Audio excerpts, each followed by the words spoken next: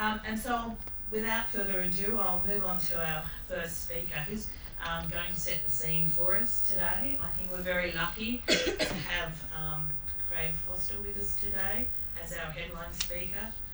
Craig, unless you've been in a coma, Craig, we all know who Craig is.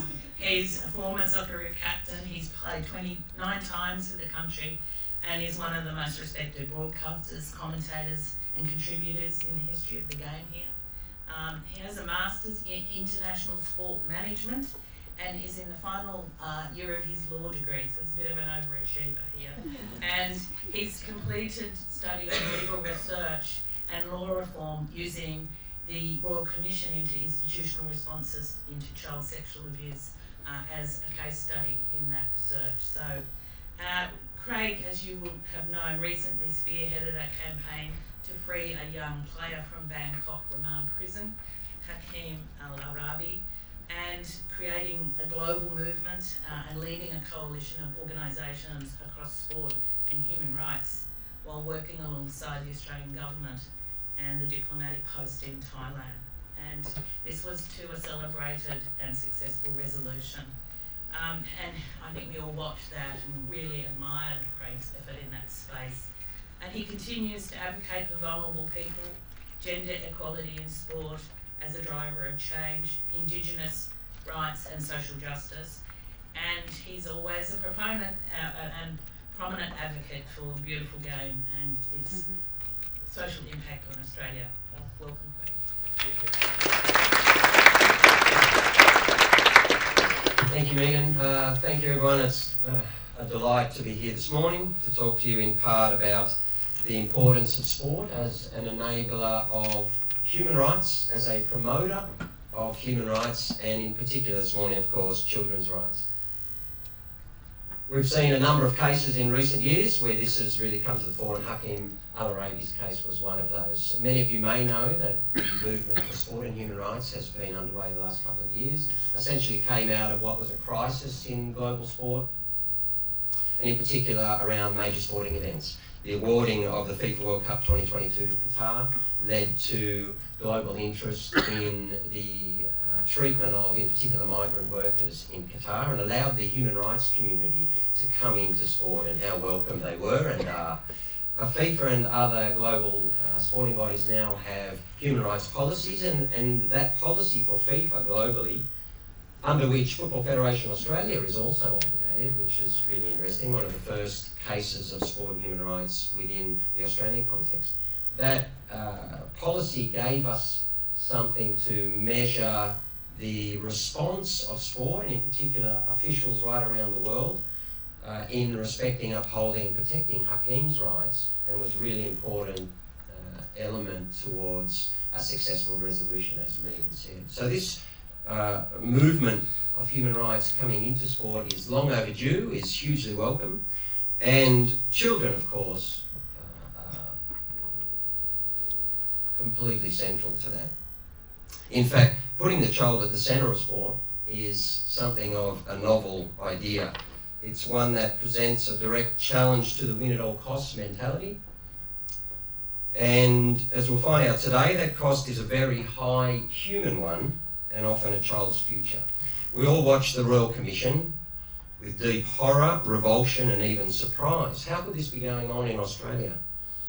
How would we drop the ball, so to speak, so badly? We'd all agree that a country's treatment of its children and young people, the innocent and all in positions of vulnerability, especially those placed in our institutional care, is an inviolable measure of its social value. And thankfully, the Australian Human Rights Commission, in conjunction with the Prime Minister and all state and territory premiers, acting premiers, have taken the discussion forward in an effort to ensure all of our kids are provided with safe environments in which to prosper and thrive.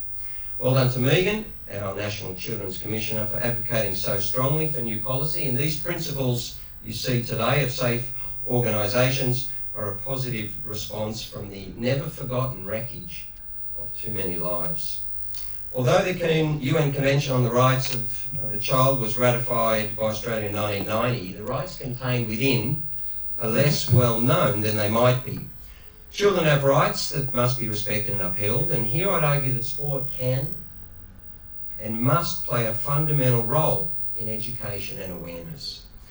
The Convention has 54 articles, of course, across life, survival and development, an education that enables the full development of potential to be raised by or have a relationship with their parents, to express their opinions and be listened to. Very topical this morning. And in our context today, protection from violence, abuse or neglect. Let's now turn to the power and obligations of sport and how these rights might be articulated through a field in which children are so naturally drawn to and which has such a substantial impact on their development and social integration. The flowering of potential, the right to thrive, to recreation and play, to achieve and excel are well known, but the right which precedes them all, to joy, freedom of personal expression and growth, is far less pronounced in Australian sport in the pursuit of medals, titles and glory. Nor are we alone. The pursuit of honours has dangerously trumped the provision of safe environments across all sport, which are child-centred, enable a lifelong love of sport, and that make winning subservient to protection, enjoyment and self-fulfilment. All of our sport needs to reconsider our underlying approach in this regard. Let's begin with the right to play before looking more closely at the right to excel. If we agree that sport is an enabler of health, mental and physical well-being and a promoter of community, friendships, support networks and the advancement of human potential, what right does a child have to participate in their chosen sport, I ask you? Do they have a right to be included, to be given what we call a sporting chance? Article 6 of the Convention on the Rights of the Child states that children have a right to a full life. Governments should ensure that children survive and develop healthily. Does a full life include sport, which further is known to dramatically increase overall physical health and psychological well-being? Is that a right? Article 23 extends special protection to children with a disability who equally have a right to a full and independent life. Article 15 protects a child's right to meet with other children and young people and to join groups and organisations. In our society, one of our most fundamentally significant social groups, whether a team or an entire community, is formed through sport. And particularly for today's purposes, Article 31 dictates that all children have the right to relax, play and join in a wide range of leisure activities. My question to our sporting bodies and federal and state governments and territories is, what impact does the escalating cost to play have on these inherent rights of our children? Have we, in transferring the responsibility for the provision of sport programs largely to private providers, allowed the profit motive to trump the right to participate, such that the cost to play has become prohibitive for many in society? New arrivals, disadvantaged communities, impecunious families today not only will find high financial barriers in their way, but should they demonstrate talent and a desire to achieve in sport, these costs are likely to drastically escalate. And how greatly are we restricting the ability of our Indigenous children to participate and build a life of great potential, even as we celebrate those many who demonstrate their extraordinary talents? From a personal perspective, I had the gift of growing up in Lismore, northern New South Wales, where I was able to play a multitude of sports and do okay at one, at very little cost to my family. Had we needed to pay thousands of dollars, sometimes tens of thousands of dollars at every turn, I too would have been excluded from being able to achieve at an international level. Where would my rights to play have been then? Participation brought so much more, however. It brought families together, broke down barriers between communities, built understanding of others and facilitated lifelong friendships on which we can rely in times of need. When did sport become such an industry that to swim, play tennis, football or any other sport required a minimum financial status and became such a high hurdle for tens of thousands of families in Australia today? The identification of talent and expression of potential is also a right. Each child requires an environment in which they have an equal opportunity to excel, where selection processes are objective, non-discriminatory, freely available and transparent. Many potential sporting careers and an opportunity in a life of immense challenge in the pursuit of excellence, at breaking new human barriers and thresholds, to represent one's country in international competition, are compromised at the earliest stages through talent identification, which is subjective, and we should lead the world in changing this. But sport is a pursuit of happiness, of self-fulfillment firstly, and everything else comes a distant second. And our whole ecosystems of play, training and competition should reflect this reality. Australians love to win, but every child must be given the chance to do so while having the time of their lives, finding their own way in their own time and being valued for who they are. What happens then when the pursuit of success supersedes the rights of the child, or when appropriate safeguards are not in place? We've seen some abhorrent examples of the mistreatment, exploitation and abuse of children, even in very recent times. In the UK football environment, horrific stories of child sexual abuse and the preying on at least 23 young male players have come to light in England at Chelsea, one of the world's biggest clubs. In the Olympic context, the 2016 sexual abuse case of over 265 female US gymnasts, primarily minors at the time, came to light following the courage of those who exposed the exploitation by a team physician over a period of decades. This case is ongoing and has led to the sports law and sport governance fraternity questioning its own adherence to, protection of, and participation in a sports environment in which these crimes could have been suppressed for so long, despite repeated efforts by the athletes themselves. Just earlier this year, an investigation in Canada uncovered over 600 convictions for sexual abuse of minors by at least 222 amateur sport coaches across 36 sports over the past 20 years. No sport or country, it appears, is immune. Like the Royal Commission, sport has had to ask, why didn't we listen when the young people spoke up? Why did the system shut them down? How did we allow the voices of our most vulnerable to be lost, leading to more children being harmed? Everyone in sport needs to reflect on whether we've created an environment in which children feel able to voice their concerns, a critical right, as expressed in today's Principle 2. Children and young people are informed about their rights, participate in decisions affecting them, and are taken seriously. Principle 6, processes for complaints and concerns are child-focused. But while examples of sexual abuse rock us to the core and make global headlines, there are far more common forms of young athletes which occur every day, particularly in elite development environments.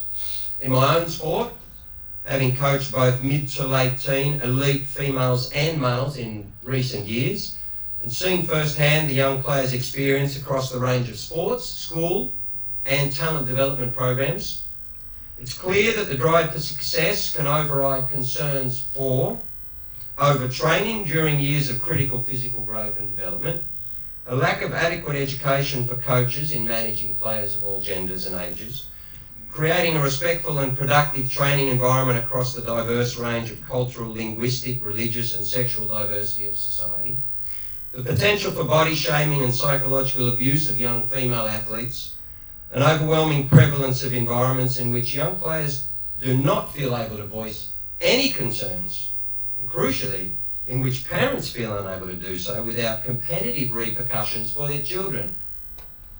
Sport would do well to adopt the process of surveying parents and young participants regularly to understand their experience, perhaps even more so in these elite environments, where the pressure not to speak up is suffocating, and where those in positions of authority, as we've seen across this broad range of cases, have an enormous power to make young dreams come true. Sport has a duty to put every child and young player at the heart of policy, principles and practice, and this launch today is an important message and step in this cultural change. The field of sport and human rights has developed quickly in recent years, particularly regarding the human rights impacts of major sports events, as we've said. It came to light regarding the appalling treatment of migrant workers, and today we see the relatively new Centre for Sport and Human Rights in Geneva, under Chair Mary Robinson, former President of Ireland and United Nations High Commissioner for Human Rights.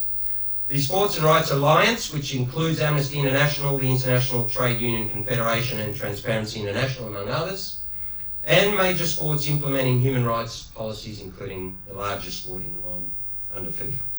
These positive steps extend to children's rights as the world of sport awakens to the need for protections across the diverse range of the child's experience from their very first contact with sport. It's pleasing to see the recent launch of FIFA Guardians, the new child safety program for all of football's 211 member federations globally, to promote a safe, inclusive, enjoyable and respectful environment for the hundreds of millions of children that play the beautiful game. The program provides for every step from an audit of risks to training, policy implementation, monitoring and reporting. This program is in line with FIFA's statutory commitments under the FIFA human rights policy to promote and protect all internationally recognised human rights, a movement that's just coming to life happily within Australian sport and which has the potential to both identify adverse impacts, whether on children or otherwise, and to maximise the positive social impact of sport here and globally. Further to this movement, athletes themselves have recognised the importance of protecting the next generation and providing greater safeguards than perhaps today's professional sports people were provided. World Players United, the global athletes representative body with over 85,000 professional athlete members, has its own recent declaration of child athletes with the 6 principles of enable, prevent, protect, design, listen, and uphold. Today's launch of the 10 principles that will serve to underpin our recognition, support for and protection of children across every field of Australian life, and which recognise the particular needs of those most vulnerable, including Torres Strait Islander and Indigenous Australian children, and the importance of understanding and respecting cultural diversity across our diverse national fabric. So let us be leaders then to move forward in a positive way from a process that shocked us all and shocked this nation to its core, to realise that we let down so many children whose right to the fullest realisation of their potential was severely compromised. Ensure that we look after those in our care, provide safe and protective environments for our children to grow, prosper and excel, whether within sport or without. Finally, sport can play a crucial role in magnifying this discussion. Our children have a need to better understand their rights, and sport has a huge role to play in bringing these to life. Our most prominent athletes can and should play an essential role here. And this policy, alongside the sport and human rights movement, is the blossoming of an exciting journey for all in sport. My compliments to Megan and her team, to all agencies and ministers involved, and may children of every age, background, religion, gender or sexual orientation have an equal, respectful and above all safe environment in which to fulfil their true human potential. Thank you.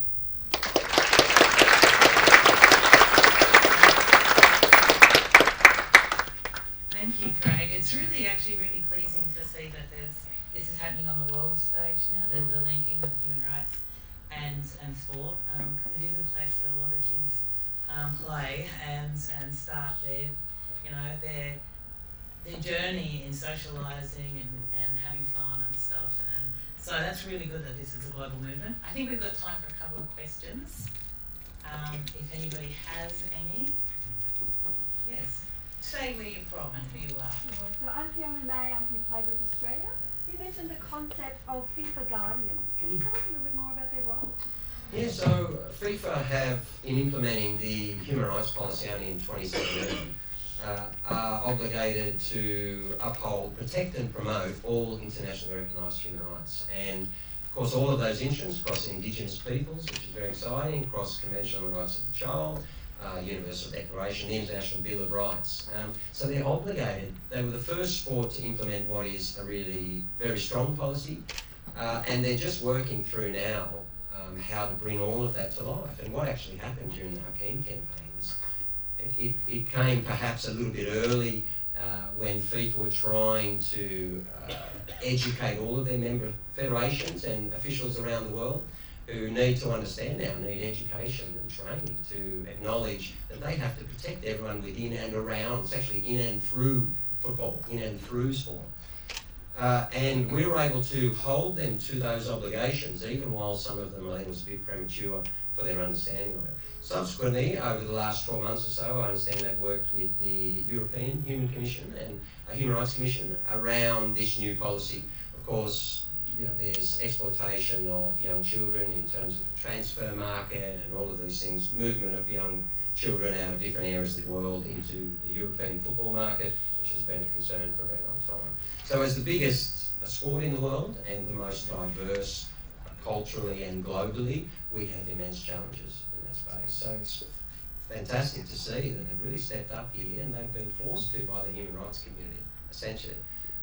And this issue now with the Centre for Sport and Human Rights, they're really focused on the awarding and implementation and impacts, both positive and potentially negative, of major sporting events. That's one reason why we think that sport's going to be able to have a huge influence on the proliferation and understanding globally of the International Bill of Rights and human rights that everyone has, because through sport we can use that as a prism. That's essentially what happened during Hakeem's campaign. Sport was able to create a different discussion. Just on that, I had the pleasure last night of watching The Australian Dream with Adam and Stan, and everyone in Australia should see it. It was really wonderful. It's also a really good example of how sport can do horrible things, and certainly some of the worst of society came out through there, but it also is able to now create a different discussion for Adam to be able to talk to everyone. This is one really wonderful example. So Football Federation Australia now have a whole entire toolkit which is not dissimilar to this, is online resources, is support mechanisms, and I understand FIFA officials and people involved in that environment to actually come out and monitor and mentor and work with all of these 200 associations around the world to be able to implement stronger policies. So it's a wonderful step forward. It's one aspect of the broader human rights movement in sport, and I certainly think it's tremendously exciting. I've got a follow-up question. When you saw Hakeem in that situation, how did you know what to do and who to talk to about it? Yeah, that's basically the same kind of answer, because what happened was there has been this whole sport and human rights movement for the last 4 or 5 years at least, and the IOC now has a less stringent policy than FIFA, because the human rights movement, and so Amnesty, Human Rights Watch in particular, the Sports and Rights Alliance, which has all those people involved and organisations, NGOs, was able to get tremendous leverage with FIFA because some of the adverse impacts of Qatar and Russia in particular, 2018 and 2022 World Cups. And so because of that leverage, they were able to bring FIFA to the table essentially and have a really good discussion about putting in place a very strong policy. So FIFA, a little bit inadvertently, but are leading the way. This movement is very broad, it's global, and I knew a lot of the people.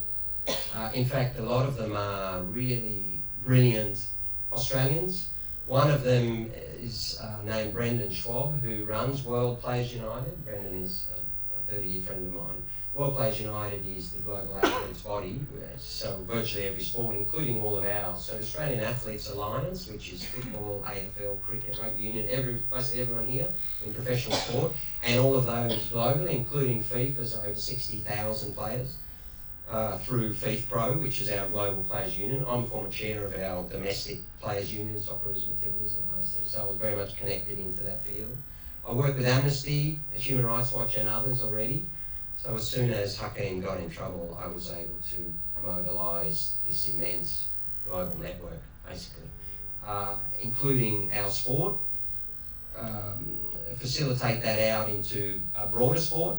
So it was important to make sure that it wasn't just about a footballer, but it was about a refugee. So all of the refugee organisations were really deeply engaged, and we broadened it out into all of sport. This was very much about asylum seeker and refugee rights globally. I mean, the UN were involved. We couldn't quite get Michelle Bachelet activated enough, and it became clear through the UN High Commission for Refugees. One of the reasons because Australia's conduct in this area over a very long period of time. So that's something that we're really working on.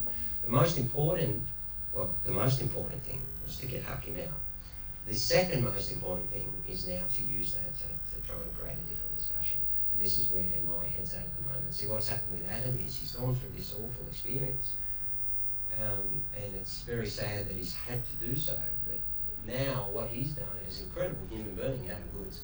What he's done is without any bitterness or without any, residual anger around that. He's now using that platform to talk to Australia about, come on, let's come together and walk together. Right? Very powerful, incredible what he's been able to achieve. In the same context, what we're trying to say now, and we've got some plans in the immediate and medium-term future, is to use what's occurred with Hakeem to say, Australia, you've all stepped up for this refugee kid, and just because he's a sports person, everyone over here is exactly the same. We just don't happen to kick a ball.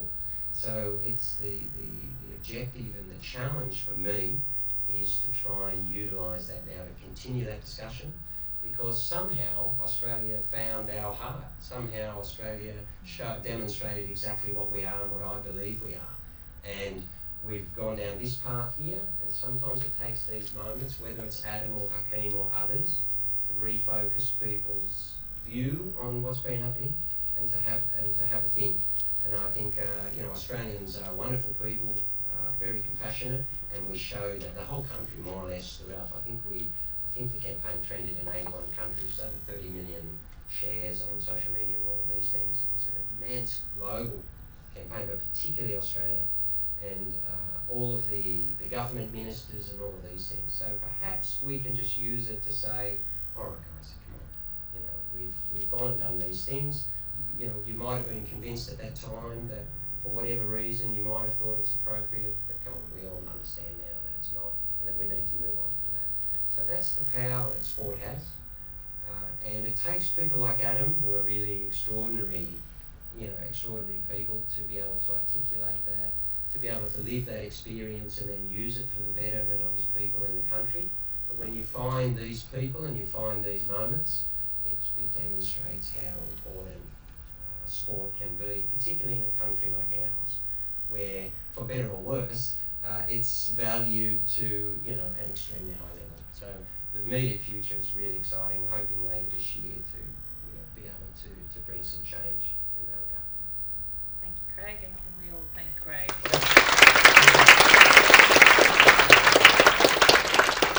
I like all that positivity on the glass half full world too. So, our next speaker is Peter Downs, and both Kate Jenkins and I are lucky enough to be on the board of an organisation that Peter runs called Play by the Rules. And if you don't know about it, get to know about it. He's the national manager of Play by the Rules, and it is a joint collaboration between multiple federal and state government agencies providing safe, fair and inclusive sport. So we're still on sport at this moment, and we are competitive, and don't talk about rugby, and I'm really worried about cricket. So, anyway. He is a former manager of the Australian Sports Commission's Disability Sport Unit, and he was in that position for 17 years, and also maintains a really strong commitment to disability and sport. And he was a Churchill Fellow, a recipient in 2014. So I'll introduce Peter to tell you all about Play by the Rules and where it's heading. Peter. Thanks, Megan. I'm a bit like I thought about Michael Bublé or something. So I like to get a bit up close and personal with you, so I can actually see your faces. Thanks very much, Megan. and everybody for the invitation. What I'd like to do is give you a little snapshot of what Play by the Rules is. I recognise a few faces in the room, but most of you probably the first time you've heard of Play by the Rules. So we'll have a little snapshot of that. And then I want to have a look at how Play by the Rules as a national organisation support community clubs to create child-safe environments. Now, you may be sceptical that a national body has no influence on a local community club, but bear with me, and I'll hopefully be able to give you some examples of how we're able to do that with Play by the Rules. So what is Play by the Rules? Well, Megan sort of stole my thunder a little bit there in explaining what Play by the Rules is. It is truly unique in Australian sport, and it is a collaboration between 19 different federal and state government organisations, a cross between sport and recreation and human rights and equal opportunity agencies. So we've got Sport Australia, we've got the Australian Human Rights Commission, all the state and territory departments of sport and recreation and equal opportunity and human rights agencies, the Office of the Children's Guardian here in New South Wales, the Anti-Discrimination Board of New South Wales as well. There's a management committee that I report to. Kate Jenkins is the co-chair of that management committee, so it makes me a little bit nervous that some of the management committee are here today, but anyway, we'll go with it. And there's a reference group of people. I am the only employee of Play by the Rules. I like to tell people that, but it underestimates it quite a lot when I say that, because there is a reference group of all the state partners who I work with more on a week-to-week basis. There's one MOU, 3 broad outcomes around safe, fair, inclusive sport. So all partners sign up to the MOU. It's been around for about 18 years or so now in the sports sector in Australia. So pretty well established as a brand and for what it does as well. So that's the kind of structure of Play by the Rules. What I want to focus on though really is how do we keep child safety front of mind for community sport in particular? I say front of mind and very particular. This underpins our kind of philosophy because sport's busy. You know, sport does a lot of stuff. It's manned primarily by volunteers who are doing this sort of thing in their spare time, their weekends and in between work. It's a very busy place to be, and it's very easy for child safety to slip off the agenda. It's very easy for sports to, not deliberately, but on the business of sports, to really abdicate, so not have responsibility for child safety on a regular basis. We need to keep it front of mind. And the best way to do that, we found, one of the ways that we do that is to really promote them doing things, understanding what they're doing, and assist them to do that better or value add to that in the future. And I'll show you from a national perspective how we attempt to do that and the sorts of things that clubs and sport and recreation associations are currently doing right now. Okay, set the scene for that. One of the primary ways in which we educate around child protection and child safety is through an online course around child protection. That's mandated by many sports now in Australia. So in a quiet month, we probably get 1,200 completions of that online training, which is a fair commitment when you think about it. It's 3 or 4 hours of an online course that you must commit to. It's certificated since July 2017. We've had 34,000 completions of the online course. What happens from a kind of technical sense after that, it's not the end of it when you do the course. We embark on a campaign to assist them and to find out what they're doing. What are people doing? It's okay to have a better understanding of child protection as a result of doing the course. But what does it actually lead to? What do sport and recreations do as a result of that? And that's this campaign that we start off. One of the first things we do is to look at what they're doing, ask them what is it you're actually doing. And over time, what we do is build up a picture of the sorts of things, the themes of which sport and recreations are doing, and feed back to them with resources to help them. So I'll give some examples of that. But broadly, the themes that have emerged from all those responses from that survey about what sports are doing, what people are doing in sport world, I've categorised them into 6 different categories. So when they come in, I'll look at them and say, you'll see some examples in a second of what kind of things they're doing.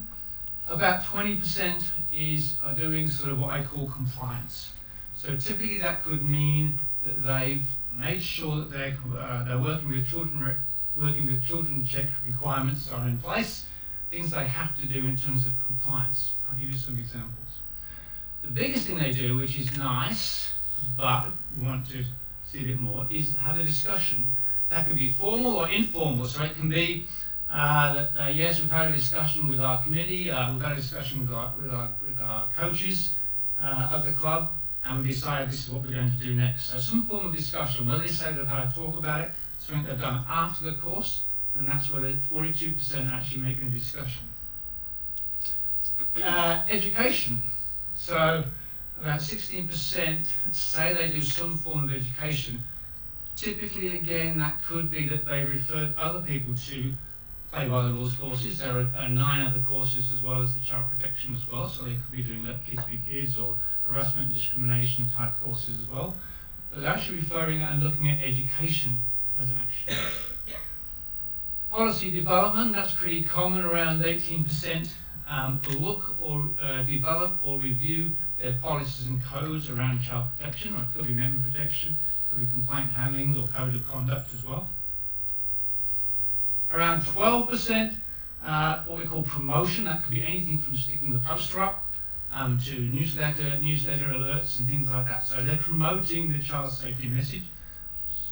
And risk management, this is the most interesting one. We also asked them later on in the campaign, how do you, these are the themes that emerge, so we let them know about the themes. And how do you rank them? What do you think is the most important? And risk management comes out as the most important. It's not what everybody's highest in terms of what people are doing, but it is ranked as being the most important. And that's anything from, they recognise that kids are being left alone after training at night when it's dark, to toilet facilities, to all kinds of things in terms of identifying gaps in child safety at local clubs. Okay, so what do we do? What do we find out? What are the sort of typical things in each of these theme areas that we see emerging? You see now that the colour codes there, so quite often they'll be doing more than one of these themes. So they'll be doing compliance or risk management, development of codes and conduct, etc. So you'll see how I've categorised them there. So have a quick look at compliance. So in this example, this is just a recent one that came in. I met with the Commission for Children and Young People. I'm currently reviewing our current policy and procedures to ensure our club is meeting the 7 child safety standards. Tick there. So what can we do as Play by the Rules? What can we do to enhance and support that as well? There are things we can do. There's things we have done already. For example, we've got on the site we've got a section where each state and territory, each their mandatory reporting and their screening requirements up to date on a state-by-state basis, so we can refer people to that kind of information, and it's the ones that's relevant for sporting organisations. Compliance and risk management, this is an interesting one. I'll read that very quickly. Hi Pete, all of our volunteers are screened through the DCSI, and our club now pays for this. Whoa. Okay. Also, we have an area immediately around the coaches' boxes and bunkers of the main oval, which is a dry zone at all times. Not just junior games, as lots of our kids have parents or siblings playing seniors late in the day. The area means that they can be close to their family, but not in an area where adults are likely to have alcohol. At our club rooms, we have fundraised and built an outdoor fenced, secure kids' play area with basketball options, good options, etc. Inside is mainly music, meals, music, and a poker room, so now the kids have somewhere safe to play together. So you see, risk management, they've identified a whole bunch of areas there in terms of risk management, as well as compliance. So things we can do there in the future. We can produce, sometimes the simplest things are the easiest things, the most effective things to do. So we produce things like infographics and poster templates and printer-ready templates for sports. They're incredibly popular. The sandwich boards that you see around grounds across the country. They're so easy to produce, yet they're effective in terms of getting the message and the visibility about child safety messages out in the community. They are doing things which creates that visibility, which brings child safety front of mind. The simplest things often work really well. Discussion on conscience, I'm going through this really quickly because there's quite a bit to get through, but we'll go on. Discussion. Now, what can we do in areas promoting discussion around child safety? Well, we can learn from some of our partners. The Human Rights Commission produce, for example, the How to Start a Conversation About Racism resources. We can produce How to Start a Conversation About Child Safety resources in a similar way. We can produce resources to promote discussion around child safety in that way. And again, you'll see some examples here of the sorts of things people are doing to discuss and raise that level of awareness about child safety. Education. Here we go, here's an interesting one. When I'm working with young students who are doing the online courses, so it's been a great help doing all the Play by the Rules online courses. I'm able to talk to the students about the different scenarios on the online courses. The case studies that we have on Play by the Rules are incredibly popular. There are thousands of views, and they're just simple examples of what sports are doing, what they did, how they did it, and how they know it was a success. Simple resources like that work really well in terms of raising awareness and giving people ideas about what they can do to tackle child safety. Policy development, this is a very common one. Again, I think Australia is really good at developing policies and codes. We put 80% of our effort into doing that rather than education. We have member protection policies, codes of conduct, child safe policies. We have templates for those on Play by the Rules and elsewhere as well that we can find, so it's easy to find those templates for policy development. Policies are a pain in the butt for most local sports organisations. They tend to, as a generalisation, tick and flick and fill in the gaps of those templates, so you have to be kind of careful about the resources and guidelines that go with those sorts of templates as well. To promote the process is more important often than the outcome in that way. So policy developments are really good, but it's the process that's important to try and promote. So any resource that goes with a template should talk about the process more than the actual document itself. So we can produce those sorts of things and assist sports in this way. Promotion. Now, again, this is about visibility. It sounds really simple, but it works. I mentioned the sandwich boards. I noticed one at a local hockey centre in Canberra about 4 years ago, and it said, just please remember, there's a big sign up at the front, so please remember, this is a game, the kids are here to have fun, all the coaches and officials are volunteers. I saw that, well, that's so easy to produce, that's a nice visibility around child safety. Whipped one up in the afternoon, 30,000 downloads later, we've got multiple copies of those that are sport specific that you see everywhere, and they are so simple and cost effective to produce. It increases the visibility of those messages, which is so important to do, and it's so simple to do. And finally, risk management. Now, to me, this is possibly the area of work that we need to do most on. And this can be, really simple in terms of identifying risk management strategies from, for example, leaving the kids alone at night after training. From example, looking at how the different facilities integrate to each other and who's using the different facilities and etc. Identifying the little gaps in there.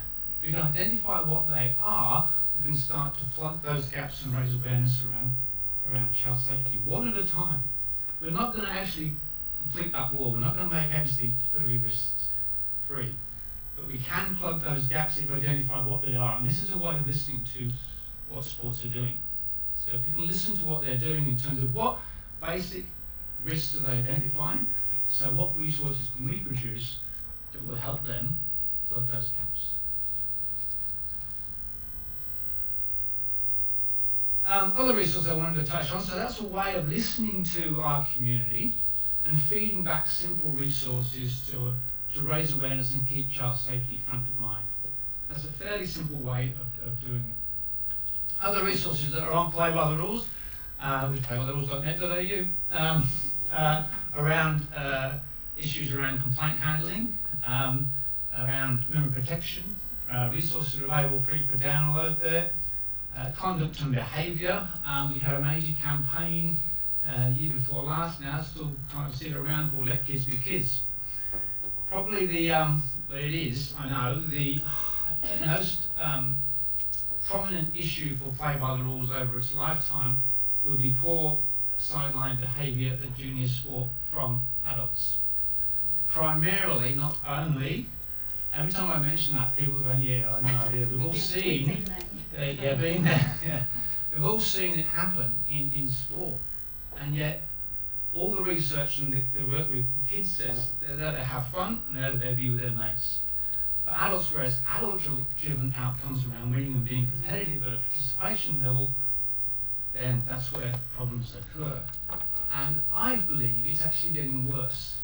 It may be that I'm most aware of it, but I think over the last 2 or 3 years I've been aware of many instances, sometimes quite serious instances of poor sideline behaviour at junior sport. One of the lessons we learned, which is backed by what we saw earlier on the principles from Let Kids Be Quiz, is that the kids' voices themselves are actually the most powerful in getting the message across. We worked with high-profile athletes, we worked with kids, we showcased their voices, and the kids' voices were the one that made the largest impact. Really significant if you can get the kids to talk about sideline behaviour in that way. Our next campaign will be called Start to Talk, which is around child safety, based on the Council of Europe initiative that specifically looks at child abuse in sport and recreation, quite a large initiative in Europe. Ours will be broader than child abuse, but include child abuse. The lesson from Let Kids Be Kids will be incorporated in Start to Talk, and that the primary motive and the primary voice in that will be kids and people affected directly by with child safety and through abuse as well. So we'll use their voices, use their stories to construct the Start to Talk campaign, which hopefully we'll see in the early part to mid next year and take place. Tell you all the resources on Play by the Rules. Go and have a look. There you'll work it out yourselves, I'm sure. So I guess the lesson I want to trying to get across in this presentation was that sometimes the little things can make a really big difference. Getting child safety front of mind is really important. It's so easy to forget. It's so easy to go a period of time and child safety is not an issue until something bad happens. And then all sorts of chaos can ensue. Let's get child safety front of mind by doing the little things really well and supporting those people who are already doing things. Sport are doing things, they're doing lots of things. Let's support them in what they're doing in some way with practical tools and resources that can help them. And I think if we can do that, we'll raise the awareness of child safety generally, which is about, from a national perspective, about the best we can do. Thank you.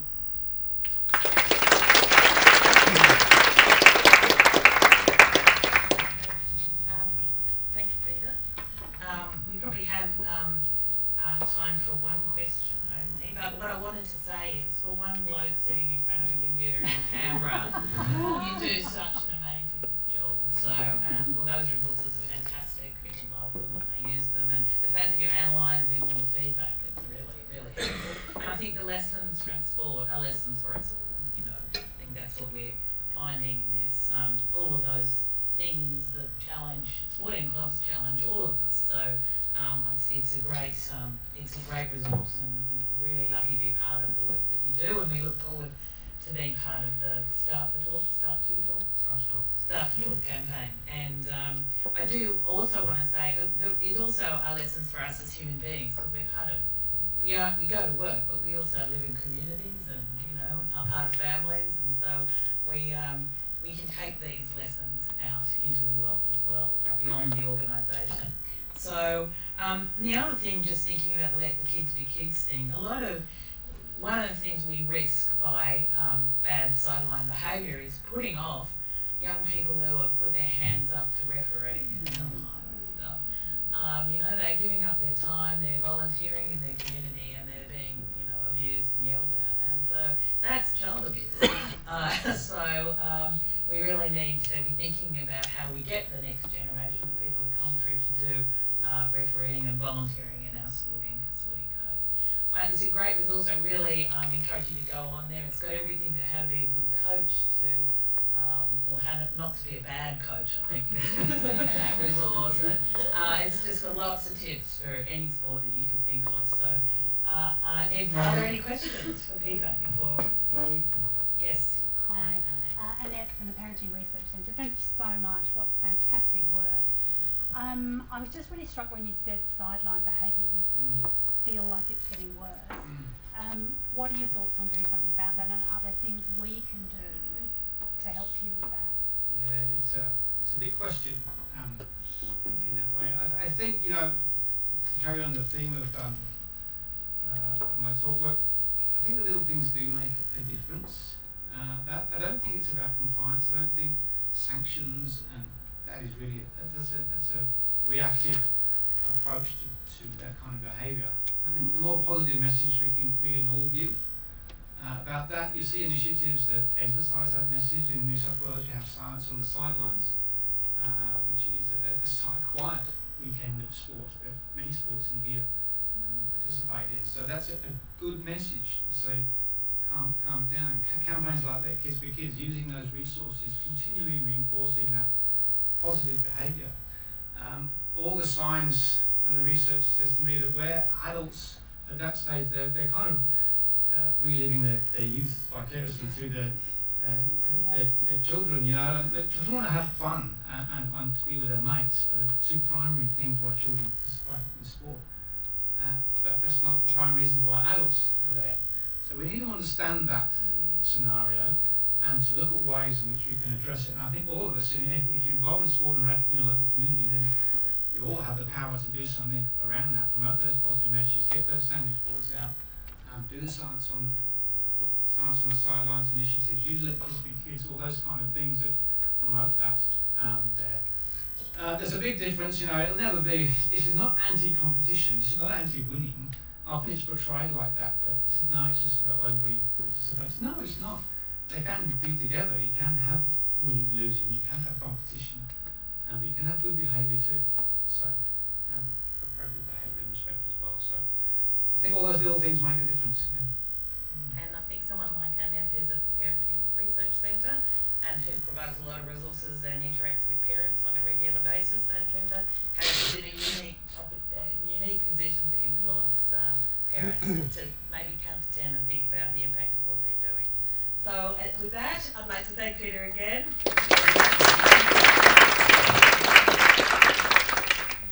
And we'll move on to the next speaker because I need to keep to time. Oh, and I've forgotten, so hopefully none of you have had a terrible accident because the toilets are down there. And I think the boys are on the right and the girls are on the left, so you go out of there and go down there. So if you need to at any time. So our next speaker, I'm very excited about this next speaker, is Jocelyn Condon, who's the Director, Development Effectiveness, Australian Council for International Development. We've all seen some of the challenges that the international aid and community development sector have faced in some of these child-related spaces, where they go into very vulnerable communities, and they really are faced with challenges to ensure that they are adopting and implementing policies on the ground and educating their staff and their volunteers in that way to ensure that children are safe in these environments. So Jocelyn is, as I said, the Director of Development Effectiveness, and I guess she'll tell us what development effectiveness means. But I understand it encompasses the practice of Australian international development and humanitarian organisations in bringing about a just and sustainable future. And recently this has focused on the safeguarding of vulnerable people, including children. And Jocelyn's team is responsible for the sector's self-regulatory code of conduct that has a peak organisation. And this also includes supporting learning and innovation programs and membership and stakeholder engagement. So, Jocelyn.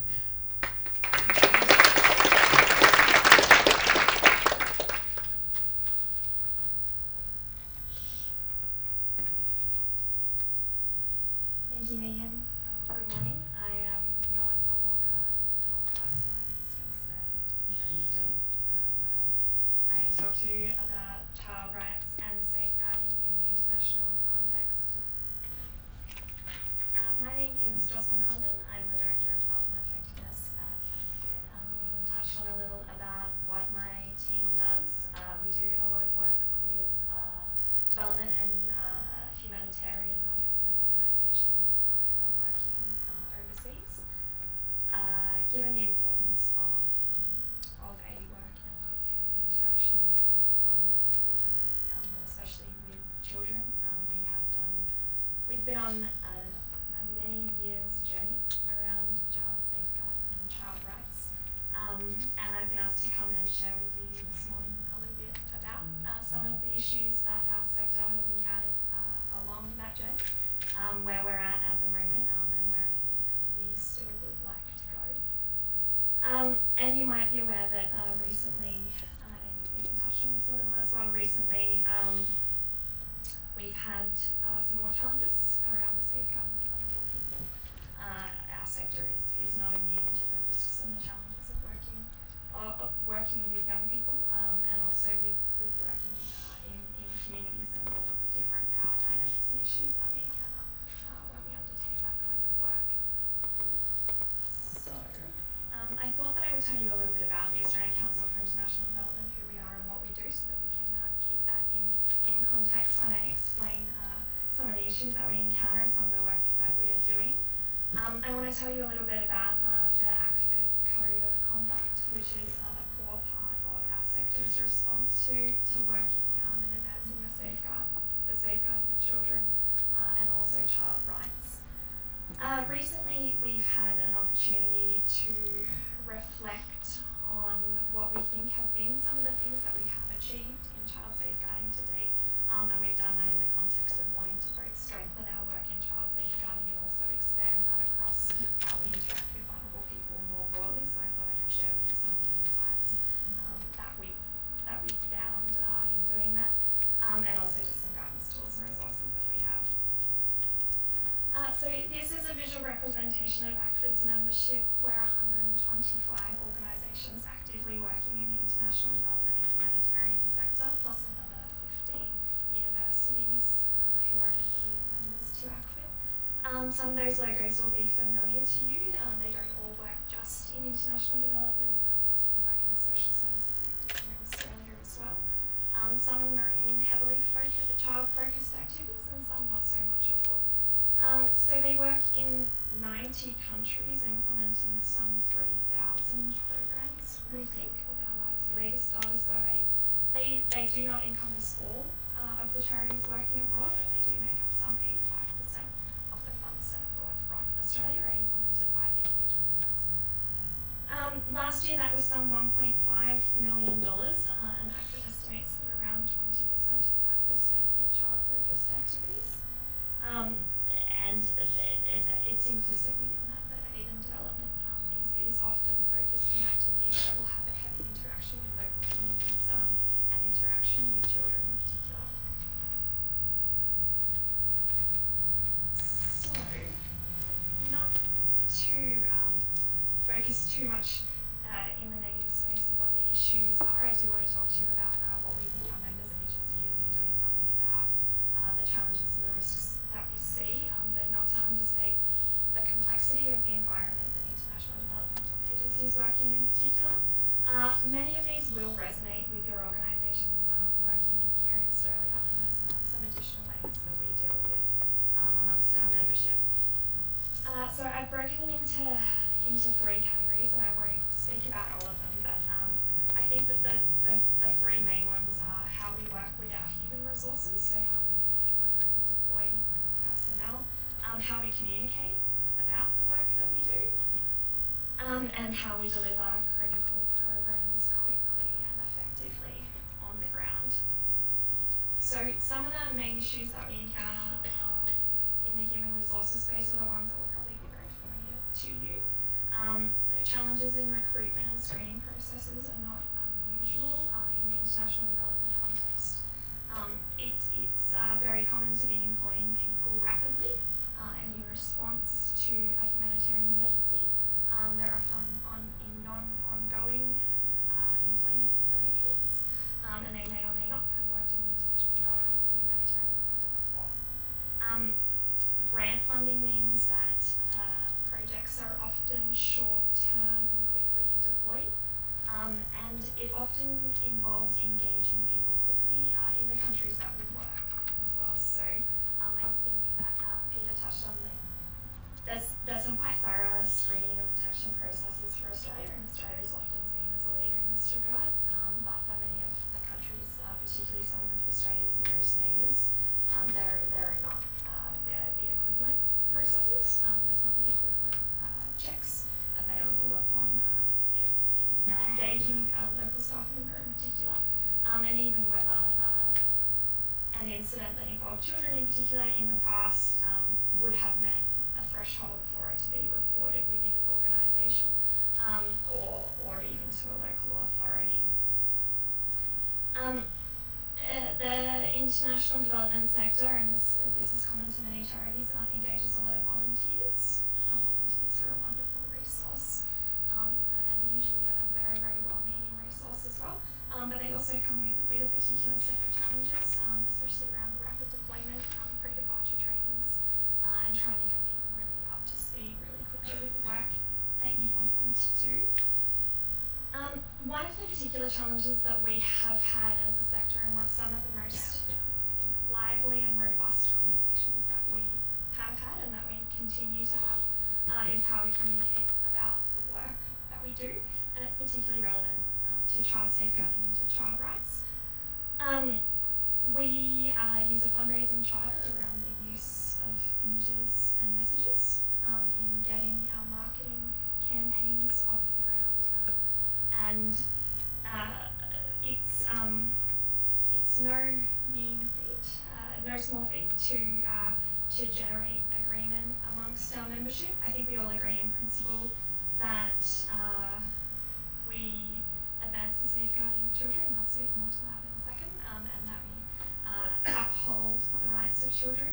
But there's a particular tension and a particular interaction that we need to call out and recognise when we speak about advertising in particular.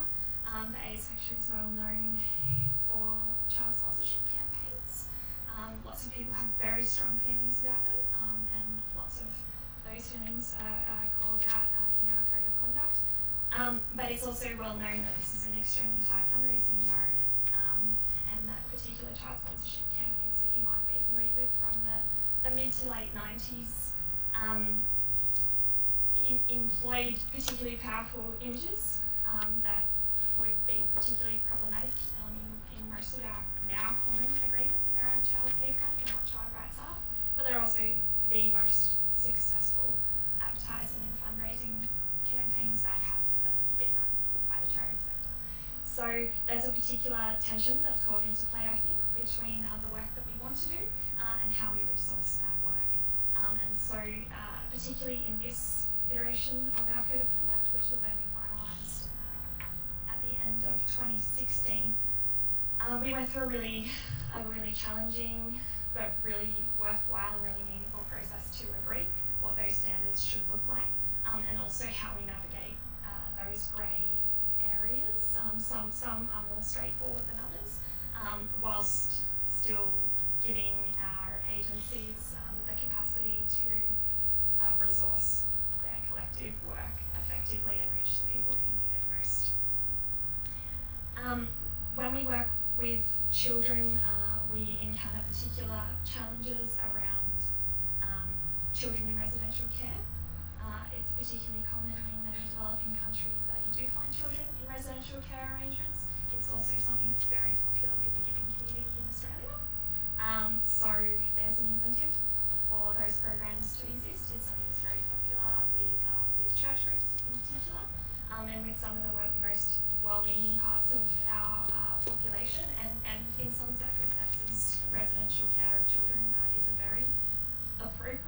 response to the issues that we encounter, but not always.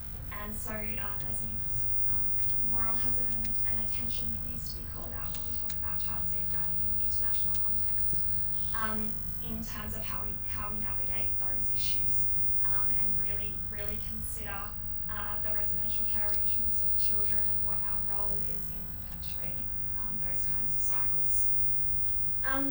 The final one that interacts particularly with child rights that impacts us and how we communicate about our work is volunteerism. A relatively new term that you might have heard of. Its meaning is fairly straightforward. We go abroad with the best intentions, and we often do things like help build a school. People also often want to, off the back of the popularity of child sponsorship programs in particular, they want to meet the children that they supported. That brings about a whole other range of issues and ethical considerations and the rights of those children and whether they are obliged to meet the people that may have supported them in the past. So layers of complexity, lots of detail, but lots of good work happening on the ground as well. We shouldn't underestimate the criticality of the programs delivered by humanitarian organisations in particular. Rapid recruitment is what enables rapid response, but rapid response also often means that as much as we would like to have well-designed plans and risk assessment frameworks in place before we enter a country and start work on the ground, the reality is that that's not always the case, and especially in response to tsunamis in the Pacific, to cyclones and to earthquakes, we tend to deploy very, very quickly, and that brings with it a whole new set of challenges around how we work with our partners and how we manage the expectations of the community.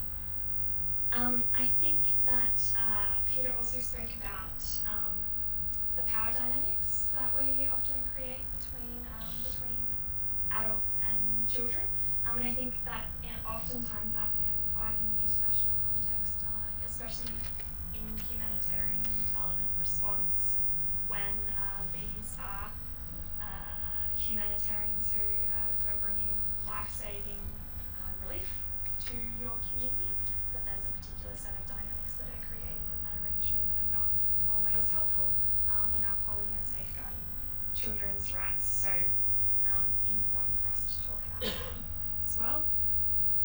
There's a lot of cultural context that we engage with when we work in developing communities as well. It's great to see that there's so many organisations in the room today that obviously all think fairly similar things about the standards that we should uphold when we interact with children, and also what their rights are in any given context, and I think we would be able to generate a lot of common agreement amongst ourselves. But that's just not always the case when we work overseas for a variety of different reasons and in different cultures, that often what we might take for granted as being the rights or the agency of a particular child in a situation is not at all given, and that there's often a lot of prior work that we need to do with the communities that we work with, and with our locally engaged staff to really make sure that we're generating a common understanding of what that behaviour should be and what those kinds of interactions should look like, and how we can work together to bring about the outcomes that we want to see. So I wanted to share with you a little bit as well about the ACFID Code of Conduct. It's our sector's self-regulatory standard, and it really forms the cornerstone of how we respond to the work that we do with children in international development and humanitarian relief. It's a voluntary and self-regulatory code that every organisation that's a member of ACFID has signed up to it in its entirety. Signing up to the ACFID code means reporting against it once every year, once in what we call a full assessment cycle, and then in the other 2 years on an exceptions basis. It has 9 quality principles and 33 commitments, and I'll tell you about the ones that relate to children. And it's assessed by my team within ACFID, and then that code itself is independently governed by a Code of Conduct Committee who exist in our constitution as a separate entity from the ACFID board, and who can also manage any complaint about an ACFID member, so any member of the public or stakeholder in general can raise a complaint about an ACFID member, and if it hasn't been dealt with sufficiently by that member, it will be dealt with by the Code of Conduct Committee. So it looks like this. And the way that it's set out is to have sort of 3 principles right at the centre that talk about the way that we approach our work.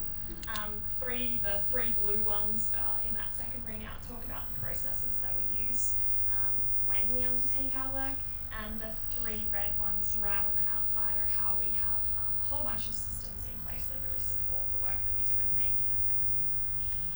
So you see I've circled one right there in the centre. It's that's quality principle number 1, rights, protection and inclusion. That's where we find our commitment to safeguarding, and the commitment that ACFID members make is that they advance the safeguarding of children. I think that the language is quite deliberate, and it's not sufficient to just safeguard the children. ACFID's members also have the responsibility to advance their safeguarding, and that's where we get to working with our partners and really devolving responsibility for safeguarding in practice. And then in quality, under quality principle number 2, which is participation, empowerment and local ownership, all of ACFID's members promote the participation of children, and that's particularly important for our members that work in child-focused activities. So what this means in practice is that when we conduct an assessment of how our members work with children, we really expect to see child safeguarding and how they're advancing the rights and participation of children to be reflected across the breadth of their organisation. So what they're required to do under that approach quality principle is to have a policy in place that sets out how they approach the work that they do, what their organisational commitment to it is, and that they will comply with ACFID's fundraising charter. But then we expect to see that implemented in a number of ways. So it should be communicated in policies, it should be playing out in their training. We should be able to see evidence of children's views influencing the design, monitoring and evaluation of any of the initiatives that they're undertaking. And that the child safeguarding requirements are extended to partners. And then in their enabling systems, we expect to see that child safeguarding will be reflected in codes of conduct, in their recruitment and background screening, in the training that they provide, and that there should really be some strong clauses in employment contracts about the appropriate actions that will be taken if someone is found to have breached their staff code of conduct in that way. Our members also commit to reviewing their policies regularly. So we've had the opportunity to start a quick assessment of what this looks like and what places we might want to build on as a result of trying to align with the national principles as well. And that's been really interesting for us. I think ACFID's members have been quite comfortable for a little while that this is a robust and comprehensive standard, and it seems that actually we might have a bit of work to do. So in particular, we were interested by quality principle 3, which is about how we provide sufficient information to families and communities. We don't have particularly strong standards around that in our current case, but that's something that I think that we could work on. We also don't cover safe online environments, which is a particular challenge as well that we will need to do more work on. So it's something that ACFID's Code of Conduct Committee will look at, and we'll seek to strengthen our own code to bring it into greater alignment with what our organisations are expected to do nationally as well. So I thought I could finish off with telling you a little bit about our reflections on where we have found some successes so far in child safeguarding. This is something that our sector has been working on with particular regard to standards for more than a decade now. And so we have had some chance to reflect on what has worked well and what else we might like to build on. In particular, I think what's really important is that we do have a strong commitment and the commitments within our code of conduct we do advertise widely because we expect our members to be held and to hold themselves to account for the things that they are committed to. We know that, and I think somebody else already mentioned this, but we know that policies and processes alone will not be enough to implement the changes that we wish to see. And I think that particularly resonated with our sector in early last year in regards to the work of Oxfam in Haiti, as a particular set of cases that you might be familiar with. And that was, I think, the reflection from the sector is that, Oxfam was known as being one of the organisations with the most robust policies and the best recruitment screening practices and the most effective organisation worldwide. And so if it could happen to Oxfam, it could happen to anyone. And that was a really, really important and a really critical moment for our sector to really do some internal investigation of what we have done and where we could do better, and where we'd like to go from here. In particular with regards to child safeguarding, I think where we've had a good degree of success is in partnership with the federal government in particular. ACFA does a lot of work with the Department of Foreign Affairs and Trade around child safeguarding in particular, and more recently in the prevention of sexual exploitation and abuse of all vulnerable persons. It really elevates the visibility and the leadership that's required to take action on these kinds of really important issues when we have a common buy-in across multiple sectors, so not just civil society saying this is something that we need to do, but also an agency like DFAT saying that all of their aid partners need to do that. It's obviously it's not only charities working abroad, and that's been a really powerful message, and I think one that we've been particularly pleased with. It's been really important across all of these issues in the journey that we've taken to be able to have frank and open discussions about what the challenges to implementing all of our principles around child rights and child safeguarding effectively are. There's lots of complexity in working in international development, but I suspect that that's true across many of your organisations.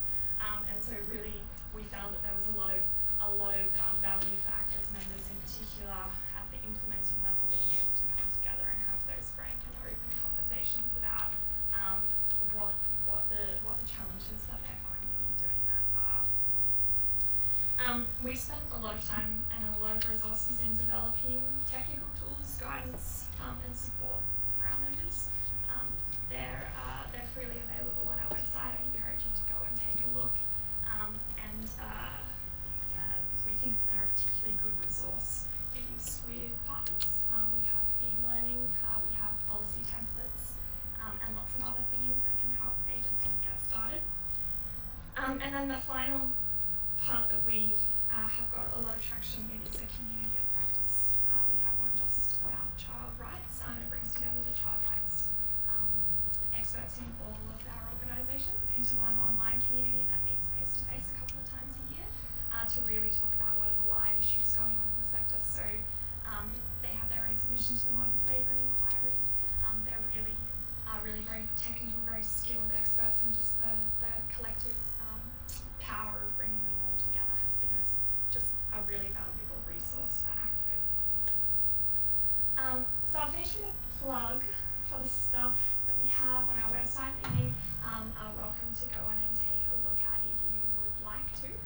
We recently refreshed our guidelines for developing a child safeguarding policy. It's all there for download. We have some e-learning that you can jump on and have a look at, and a whole bunch of other guidance tools and resources. But I'm conscious that I am standing between you and my mentees, so I won't hold you up for too much longer. For redress for Scouts Australia, so Scouts are bought into that redress scheme, and he's a member of the federal government's Child Safe Sectors Leadership Group. And since appearing before the Royal Commission in 2017, Neville has led significant reforms across Scouts Australia to ensure all branches continue to work towards being child safe organisations, and that has included empowering empowering the young leaders in the organisation as well. So Neville, over to you.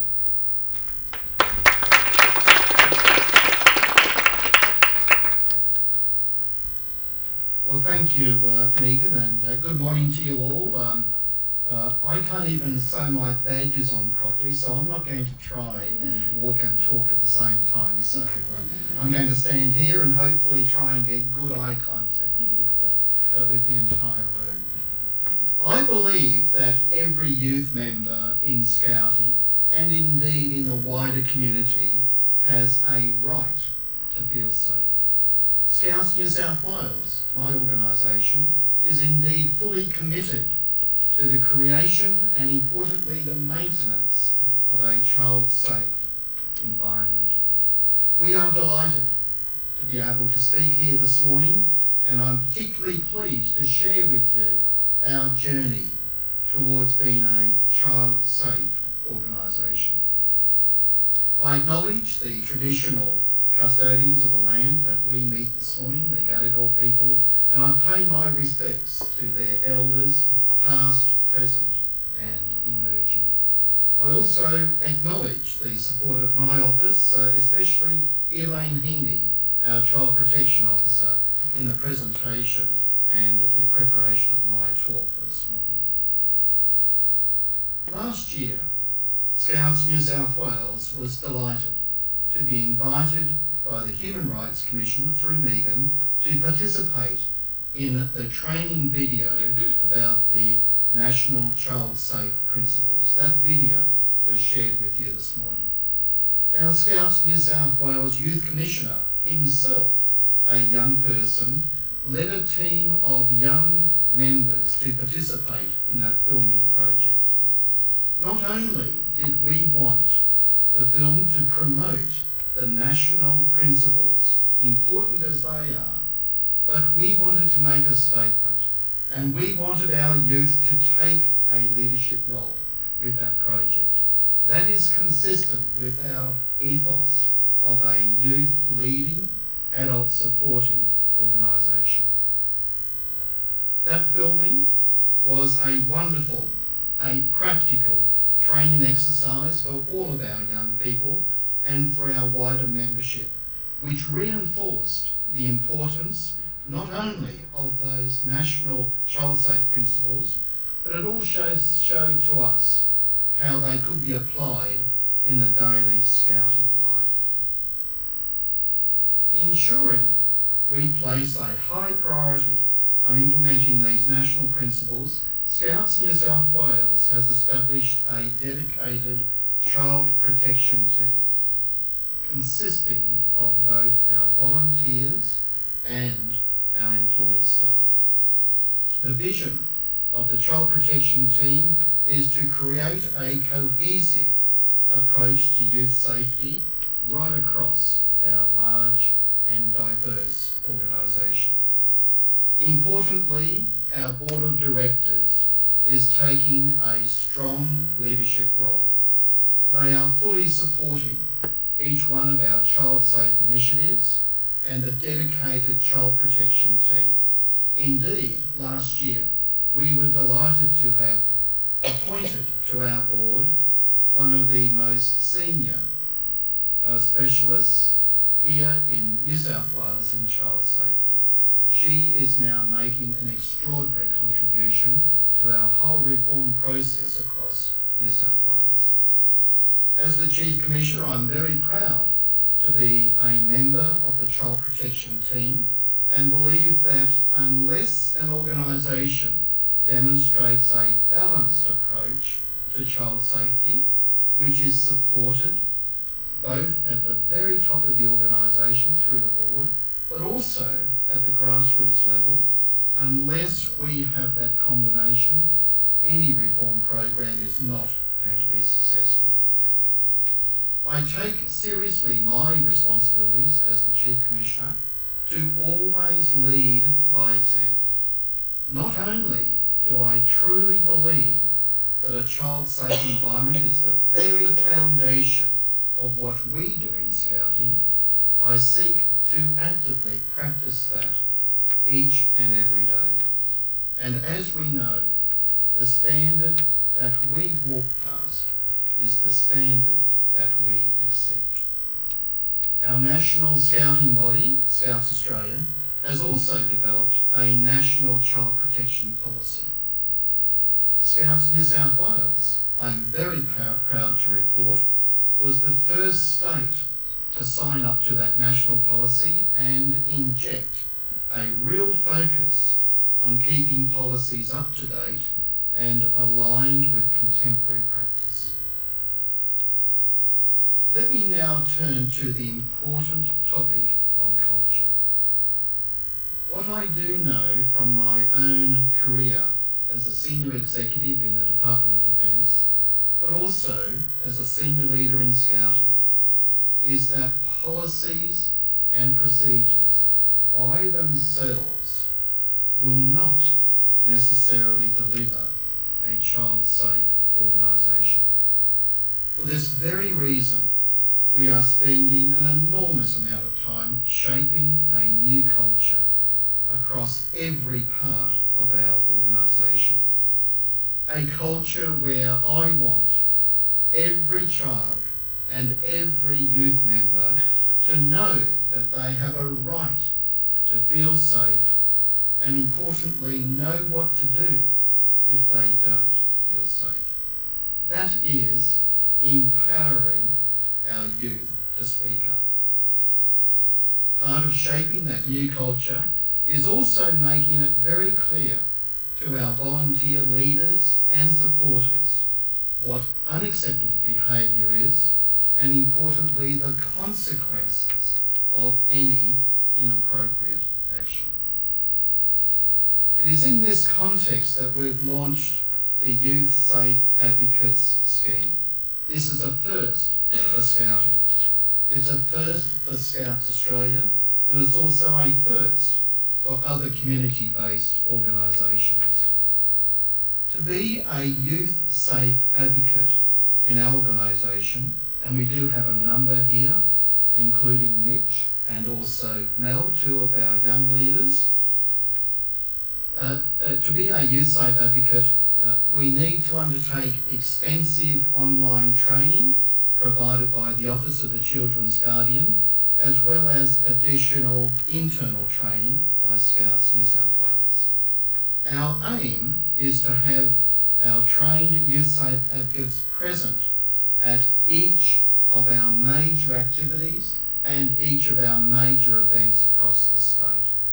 Their job is to promote child-safe policies, to observe, and also to report any concerns that they may have, or indeed any concerns brought to their attention by our young people. Each advocate wears a unique scarf clip, that's a woggle, as we call it in Scouts, and a badge at these events to ensure that they can be identified as a champion of child safety. Across the state, we now have 80 qualified youth safe advocates with a further 60 in training. And I'm very pleased to say that there's been enormous interest internationally in this program. Scouts New Zealand itself has decided to now adopt the principles of the Youth Safe Organised Youth Safe principles. In addition to this, and as a routine practice at all of our major events, we have face-to-face briefings on youth safety. That is at the start and right throughout each of our major events. At our most recent event, only 2 weekends ago, State Rally, we had 1,300 11 to 14-year-olds, and I was very pleased to say that the clear messages were sent out even before our young people arrived at Cataract Park. That message highlighted the importance of them not only being safe, but also feeling safe right through the range of activities that they participated in. And we also had on arrival our leaders speak to all of them about what they are entitled to expect with regards to safety. From a human rights perspective, we seek to encourage all of our youth members to understand that they are entitled to feel safe. That is their fundamental right.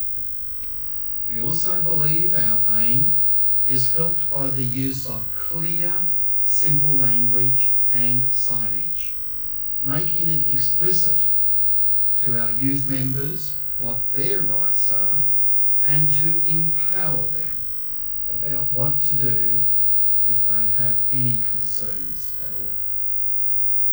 Disseminating information across a large and diverse organisation, as Scouts is, in a clear and uncomplicated way has not always been easy. However, we've worked consistently to simplify the language we use, to modernise the way in which we communicate those key messages, and to create a space where anyone with a concern is able to step forward and be provided with support. We don't shy away from the fact that as an organisation, the Royal Commission was highly critical of our past practices, and that significant improvement was required at all levels of the organisation. As a team, we have worked hard to achieve significant improvements.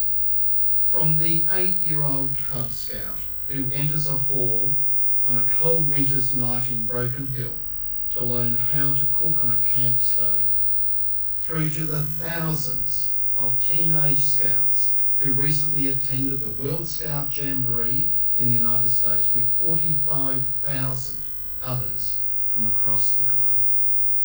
As you can imagine, this has not been without its challenges. But as the Chief Commissioner, I am confident that our stronger policies and procedures, our unrelenting focus on cultural reform, our specific initiatives, including the Child Safe Advocates, combined with leadership from the top, from the board, and myself as the head of the organisation, as well as support from the grassroots of Scouting, I believe that this will take us a long way to being a safe organisation. And my hope is that by working alongside each of you, we can help many more of today's youth to understand that they have a right to be safe, and that we can continue to promote and disseminate safety information right across New South Wales through organisations such as Scouts. Through these initiatives, I hope that together we can create not only a safer Scouting environment for today's youth, but importantly, a safer world for generations to come.